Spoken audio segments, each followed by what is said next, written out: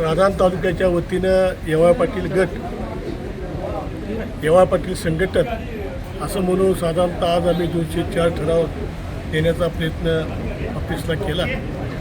उद्याच्या दिवसामध्ये सुद्धा 10 ठराव येण्याची शक्यता ते सुद्धा आपण देऊ. गोकुळच्या निवडणुकीमध्ये मला असं सांगायचं आहे की या निवडणुका सहकारी संस्थेच्या निवडणुका आहेत. या निवडणुकीमध्ये पक्षाचे अभिलेख बाजूला ठेवून या निवडणुकीमध्ये आम्ही सर्व जिल्ह्यातील नेते मंडळी त्या दृष्टीनं बघणार आहोत. आणि निश्चितपणानं उद्याच्या काळामध्ये कोल्हापूर जिल्ह्यातल्या शेतकऱ्यांचं हित, सहकारी संस्थेचं हित ही दृष्टिकोन डोळ्यासमोर ठेवून आम्ही या निवडणुकीमध्ये सहभागी होणार आहोत.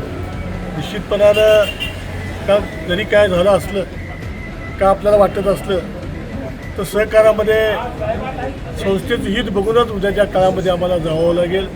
या कोल्हापूर जिल्ह्यामध्ये गेली 25 वर्ष राजकारण करत असताना जिल्हा मध्यवर्ती बँक असेल, गोकुळ दूध संघ असेल, कृषी उत्पन्न बाजार समिती असेल, या सर्वच ठिकाणी शेतकऱ्यांचं हित कशामध्ये आहे अशी हीच भूमिका कायमपणानं गेली 25 वर्षामध्ये घेतली.